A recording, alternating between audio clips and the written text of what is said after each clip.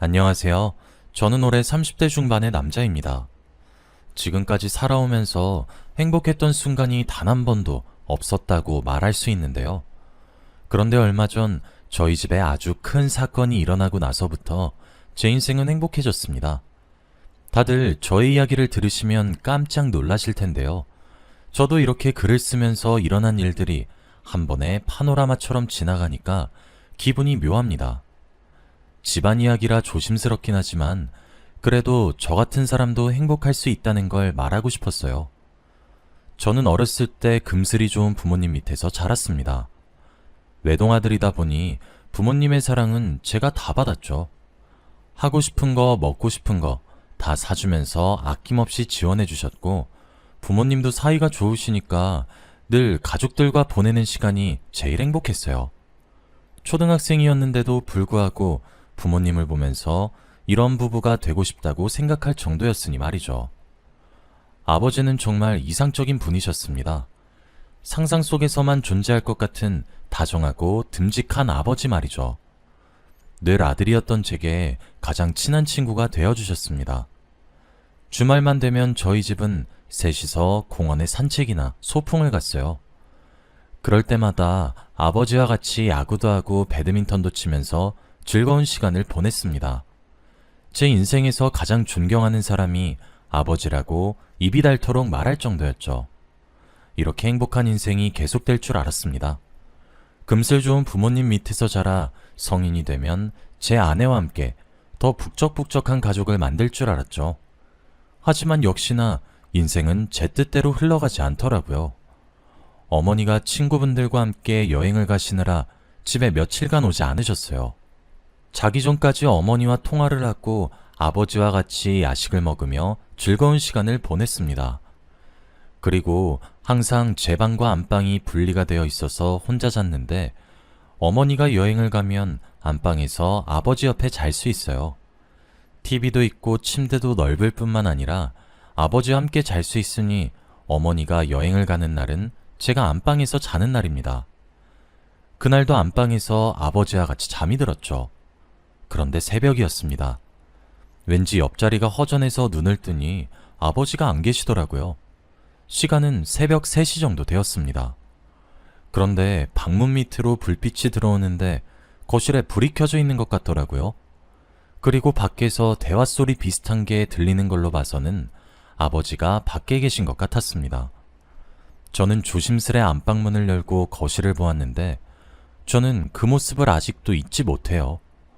바로 거실 소파에서 아버지가 다른 여자와 행각을 벌이고 있었거든요. 당시 초등학생이었던 저는 아버지와 낯선 여자가 뭘 하고 있는지는 알아채지 못했지만, 그래도 머릿속에 그 장면이 지금까지 계속 남겨져 있고 트라우마까지 생겨버렸으니 지금은 그게 무엇인지 잘 압니다. 아버지는 처음 본 여자와 소파에 같이 있고 저는 너무 당황스러웠어요. 항상 아버지 옆자리에는 어머니가 계셨는데 어머니보다 더 젊은 여자와 있었습니다. 두 사람은 제가 그 장면을 목격하고 있는지 몰랐고, 저는 너무 순수하게 "아빠, 뭐해?" 라고 했어요. 제 말 한마디에 두 사람은 동시에 저를 봤고, 아버지와 그 여자는 급히 있더니 가리기 바빴습니다. 아버지는 급하게 저를 다시 안방으로 들여놨어요. 그러면서 아버지는 무척이나 당황스러워하는 표정으로 "아들, 오늘 본 거 엄마한테 말하면 안 돼?" 라고 했습니다. 저는 왜 그러냐고 물었고, 아버지는 엄마와 앞으로도 계속 같이 셋이서 살고 싶다면 말하면 안 된다고 했어요. 오늘 본 것을 엄마한테 말한다면 저는 부모 없는 자식이 되어 친구들한테 놀림을 받고 살 거라고 했죠. 그 말을 듣는데 심장이 쿵 내려앉는 기분이었습니다. 지금까지의 행복했던 일상이 모두 사라진다고 생각하니 너무 무서웠거든요. 그리고 매일 주말이 지나고 학교에 가서 친구들에게 아빠 엄마가 뭘 했는지 구구절절 말하는 게 제 일주일 낙이었는데, 그걸 못하면 친구들에게 할 말이 없었습니다. 어린 나이에 저는 아버지의 말에 고개를 끄덕였고, 아버지는 "그치, 착하다 우리 아들" 이라고 했어요. 아버지는 낯선 여자를 집 밖으로 보냈고 다시 안방으로 들어와 잠에 청했습니다. 저는 잠이 오지 않았어요. 아버지가 다른 여자와 그렇게 있는 모습을 처음 봤기 때문에 제가 생각한 아버지의 모습이 아니었습니다. 아버지는 그 여자를 보면서 웃고 있었고 행복할 때 나오는 미소를 짓고 계셨어요. 바로 저와 어머니한테만 하는 그 미소를 말이죠. 그런데 이 사실을 어머니한테 밝히면 어머니가 상처를 받을 것이 두려웠고, 그리고 무엇보다도 이 행복이 끝난다는 게 너무 슬펐습니다. 그 일이 있고 나서 아버지는 평소와 똑같았어요. 여전히 어머니에게 다정했죠. 저는 그 모습을 보는데 너무 혼란스러웠습니다. 그리고 저는 아버지를 볼 때마다 그때의 장면이 머릿속에서 떠올라 예전처럼 친근히 대하지 못하겠더라고요. 여행에서 돌아온 어머니는 아버지와 거리를 두는 저를 보고 "아들, 왜 그래? 엄마 여행 갔다 온 동안 뭔 일 있었어?" 라고 물었고, 저는 그 말을 들은 순간 아버지를 쳐다봤는데 아버지는 저를 보고 어머니 몰래 조용히 하라는 손짓을 하고 있었어요. 그래서 말을 하지 못했습니다. 저희 집은 주말마다 같이 소풍을 가는 걸 그만뒀고 저는 아버지와 점점 멀어졌어요. 그리고 시기가 딱 사춘기였기 때문에 나름 멀어질 핑곗거리가 생겼죠. 그런데 이렇게 멀어지니 어머니가 많이 속상해했습니다. 예전에 가족 분위기가 그립다고 하면서 말이죠. 저도 이해가 갔지만 도저히 아버지를 인정할 수 없었어요. 나이가 들면서 아버지와 그 여자가 했던 것을 알게 되었고, 아버지가 다른 여자를 만난다는 걸 알게 되니까 아버지가 더 싫어졌습니다. 그런데 어머니가 속상해하고 집안이 삭막하니까 아버지가 어느 날 제 방에 찾아오시더라고요. 제가 그날 이후로 많이 바뀌어서 이야기를 하러 왔다고 했습니다. 그때 어머니는 집에 없었고 저와 아버지뿐이었죠. 아버지는 제 방으로 와서 제 손을 잡으시더니 그때 본 그 여자와 헤어졌다고 말했습니다. 그리고 지금은 그게 얼마나 잘못된지 알기에 다시는 그러지 않겠다고 미안하다고 했죠. 인생의 여자는 저희 어머니뿐이고 다시는 한눈 판지 알겠다며 아버지를 용서해달라고 했습니다. 아버지는 그 말을 하면서 처음으로 제 앞에서 눈물을 보이셨고, 저는 내키진 않았지만 그래도 용서는 하려고 했어요.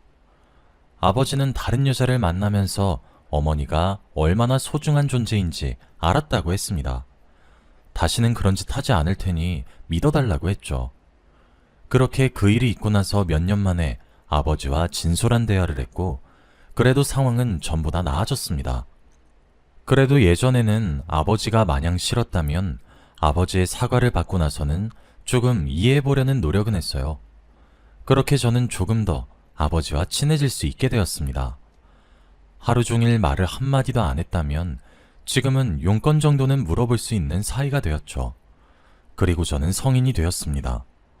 부모님의 지원을 더 이상 받지 않아도 될 만큼의 회사 취직에 성공을 하게 되었어요. 그래서 독립을 하기로 결심했습니다. 그 당시 20대 중반이었던 저는 또래에 비해 취직을 일찍 했거든요. 어머니와 아버지가 단둘이 집에 계시는 게 걱정되긴 했지만 그래도 저번에 저에게 울며 말씀하신 사실을 믿어보려고 했어요. 저 없이 두 분이서 하루 종일 붙어 계시면 다시 사이가 좋아질 줄 알았습니다. 저는 걱정을 가득 안고 집에서 나갔고 홀로 서기를 시작했어요. 이제 부모님도 나이가 있으시고 정년퇴임을 하셔서 제가 용돈을 보내드렸습니다. 그런데 일상생활이 너무 바빠서 집에 자주 내려가지는 못하겠더라고요. 연락은 자주 드리지 못했지만 그래도 꼬박꼬박 안부 연락은 드렸습니다. 항상 전화를 할 때마다 두 분이서 행복하게 전화를 받으시는 모습을 보니 조금 안심이 되었죠. 아버지는 정말 어머니를 소중히 여기시는 것 같았고 저한테 울면서 말씀하셨던 내용이 전부 다 진심이라는 것을 조금씩 알게 된 것 같아요. 그래서 저도 아버지한테 마음을 많이 열었습니다. 확실히 집을 떠나다 보니까 부모님이 많이 뵙고 싶긴 하더라고요. 그래서 더 정이 든 것 같습니다. 그렇게 혼자서 지낸 지 몇 년이 지났어요.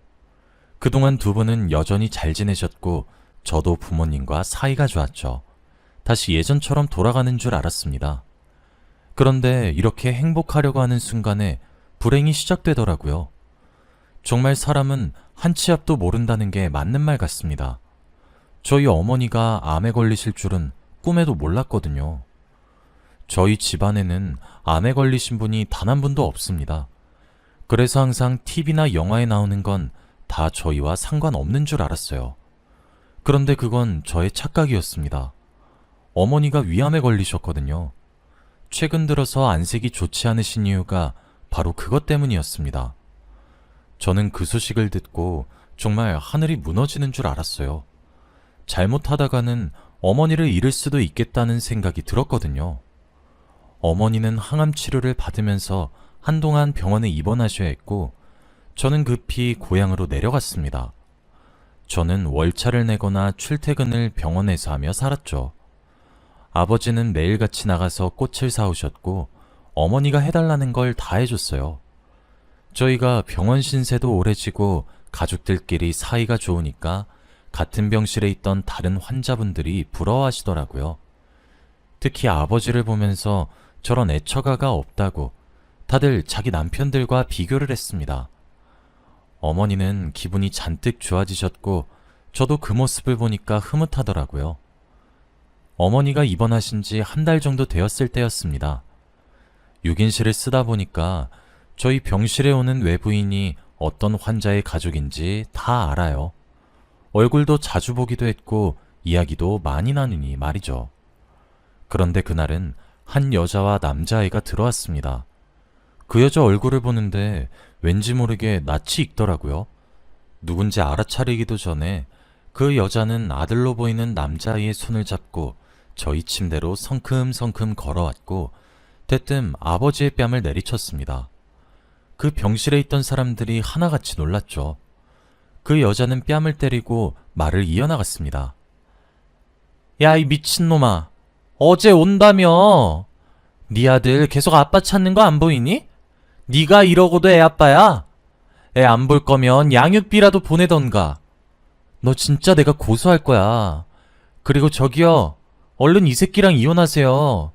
사람들 앞에서는 마누라밖에 없는 척 하는데 뒤에서는 이 여자 저 여자 다 만나고 다녀요.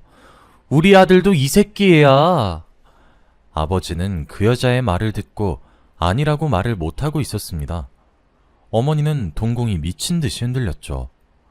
환자들도 입을 턱 막고 마치 막장 드라마를 본 것 같은 반응이었죠. 그런데 갑자기 그 여자가 손가락으로 저를 가리켰습니다. 너, 나 알지? 너 어렸을 때 거실에서 나랑 네 아빠랑 있던 거 네가 봤잖아.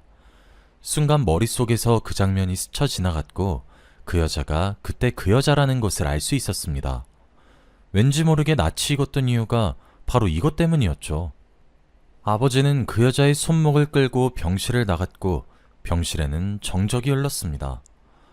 어떤 말을 어떻게 해야 할지 모르겠더라고요. 다들 저희 어머니 눈치만 살피고 있었습니다.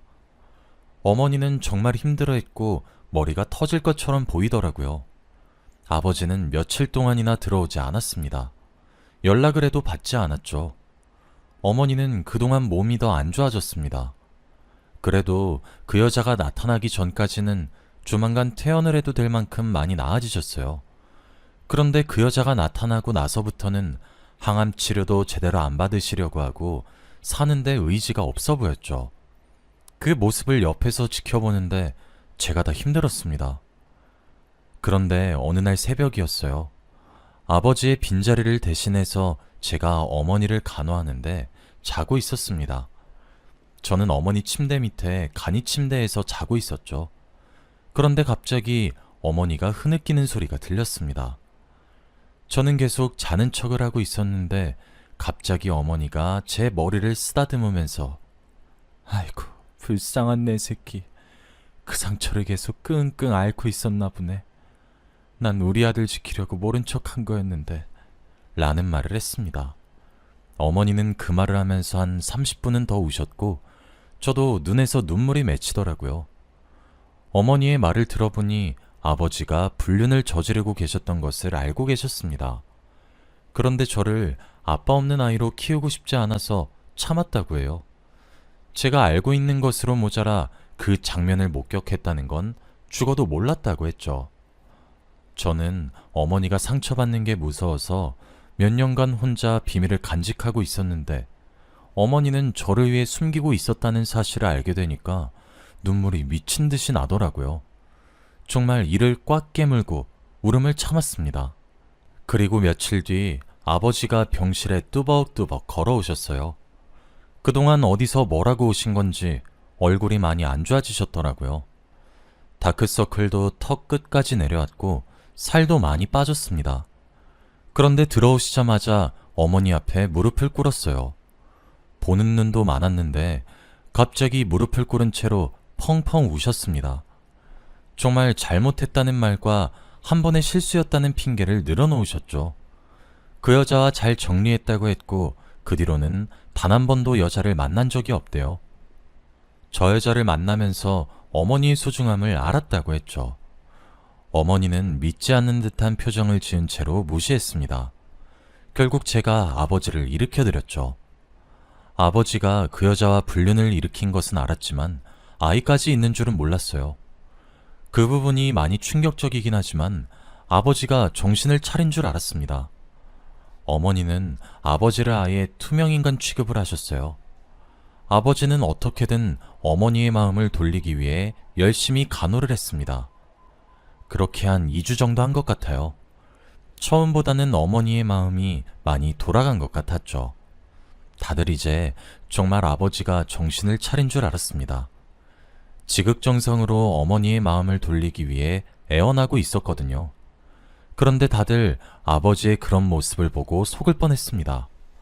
바로 얼마 뒤 다른 여자가 저희 병실에 찾아왔거든요. 저번에 그 여자처럼 병실 문을 쾅 하고 열더니 갑자기 아버지 앞으로 성큼성큼 다가와 정강이를 찼습니다. 아버지는 아파했고 저희는 그 여자의 모습을 보고 바로 눈치챌 수 있었어요. 그 여자는 거의 만삭이 된 임산부였거든요. 병실에 있던 아주머니들도 기겁을 하면서 미쳤다고 이런 콩가루 집안이 어딨냐며 놀라셨죠. 저번에 아이를 데리고 왔던 여자가 마지막이었다는 아버지의 말은 거짓말이었습니다. 어머니는 아버지한테 기대도 하지 않았는지 기가 막히다는 듯 그 광경을 쳐다보고 있었죠. 아버지는 내 아이 맞아? 내 아이 맞냐고! 라며 화를 냈지만 다들 들어주지도 않았습니다. 아버지는 끝까지 자기 아이가 아니라고 우기셨지만 결과는 친자식이 맞았어요. 그리고 아버지는 할 말이 없으신지 이혼을 하자고 하셨죠. 어머니는 당연히 이혼을 하기로 했고 위자료도 많이 받았습니다.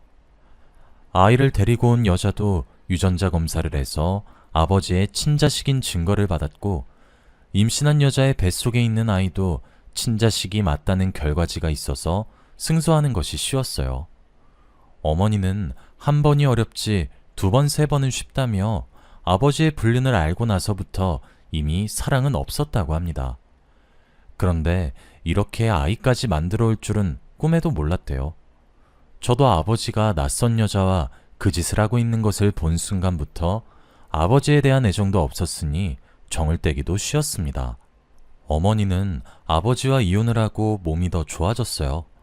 이를 갈며 항암 치료를 하셨고 많이 건강해졌습니다. 아버지와 이혼을 하시니 후련하시다며 더 행복하게 사시는 것 같더라고요. 그런데 아버지는 주기적으로 어머니에게 연락을 하십니다. 두 사람에게 양육비도 줘야 하고 이혼 위자료까지 드려야 하니 돈을 빌려달라고 하는 것으로 모자라 다시 합치잔 말까지 하세요. 어머니는 오히려 그 연락을 보고 어이가 없다며 그냥 차단해 버리셨습니다. 아버지는 공중전화로도 어머니에게 전화를 하시고 모르는 사람에게 전화를 빌려 어머니에게 연락을 하시죠. 그 뒤로 어머니는 모르는 전화는 절대 받지 않습니다. 그렇게 저와 어머니는 새 출발을 시작했고 지금은 너무 행복해요. 어머니를 저희 집에 모셔서 같이 살고 있습니다. 아버지의 불륜 현장을 목격하고 나서 소파에 앉지 못해요. 그 트라우마가 아직 남아있어서 저희 집에 소파가 없습니다. 소파만 보면 그때의 장면이 떠오르거든요. 아버지 때문에 트라우마가 생기긴 했지만 그래도 어머니와 함께 헤쳐나가 보려고 합니다. 다들 응원해 주시길 바랄게요. 저희 이야기는 여기까지입니다. 들어주셔서 감사합니다.